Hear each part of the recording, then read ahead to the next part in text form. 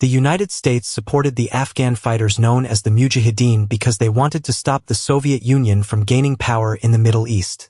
On December 24, 1979, the Soviet Union sent its army into Afghanistan to support a struggling communist government that had seized power during a violent takeover called the Saur Revolution in April 1978. This new government tried to force radical changes on the country, such as changing traditional land laws and removing religious influence. U.S. leaders, including President Jimmy Carter and later President Ronald Reagan, worried that if the Soviets controlled Afghanistan, they could move closer to the Persian Gulf and take control of the world's oil supply. This was during the Cold War, a long period of tension where the U.S. and the Soviet Union tried to block each other from becoming too powerful. By helping the local fighters, the U.S. hoped to make the war so difficult and expensive for the Soviets that they would eventually give up and leave.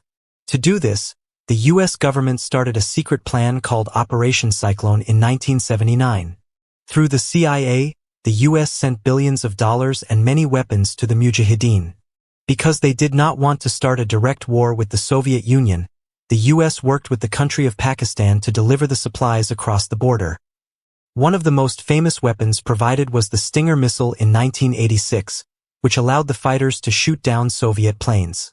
By supporting the Mujahideen, the U.S. successfully wore down the Soviet military until they finally pulled all their troops out of the country in February 1989. This weakened the Soviet Union significantly right before it broke apart a few years later.